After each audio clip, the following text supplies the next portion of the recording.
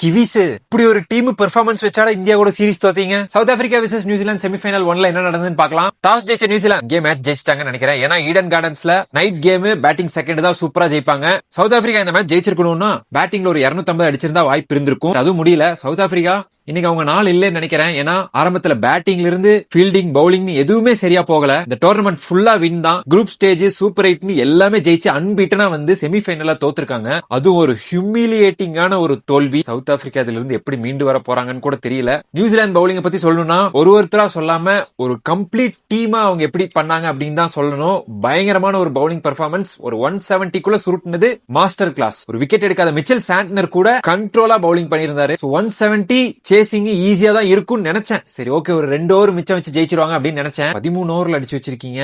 Dim Seifert and Finn Allen tournament ஃபுல்லா டீசென்டான start கொடுத்திருந்தாங்க. அதுவும் ஃபின் ஆலன் வரான், பவர் பிளேக்குள்ள அடிக்கிறான், போறான், ஒரு குயிக்கா ரன்ஸ் அடிக்கிறான் அப்படிங்கிற மாதிரி ஒரு பேர் எடுத்திருந்தான். சரி ஓகே, இதுவாச்சு பண்றானே, பவர் பிளே தாண்டலனாலும் பரவாயில்ல. நான் பவர் பிளேக்குள்ளேயே பயங்கரமா இம்பாக்ட் கொடுக்குறான்னு நினைச்சேன். இன்னைக்கு 100 ரன் 33 பால்ல மனுஷனடா நீங்கிற மாதிரி. T20 வேர்ல்ட் கப் பொறுத்த வரைக்கும் ஒரு fastest 100, one of the fastest 100 Finn Allen T20 world cup ஹிஸ்டரியிலேயே one of the best clutch innings ஆடி இருக்காரு. டிம் சைஃபர்ட்டும் ஒரு குறையும் இல்ல. ஒரு ஹை பிரஷர் கேம்ல இப்படி ஒரு வின் சத்தியமா நான் எதிர்பார்க்கல. South Africa white ball world கப்பை பொறுத்த வரைக்கும் ஒன்ஸ் அகைன் சோக் பண்ணிருக்காங்க. கிவிஸ் மற்றும் ஒரு ஃபைனல்ஸ் ரெஜிஸ்டர் பண்ணிருக்காங்க. இந்த ஃபைனல்ஸ் ஜெயிப்பாங்களா? நாளைக்கு நடக்க போற இந்தியா இங்கிலாந்துல யார் ஜெயிப்பாங்க, யார் கிவிஸ் கூட மோத போறாங்கன்னு பொறுத்திருந்து பார்ப்போம். அடுத்த வீடியோல பார்க்கலாம்.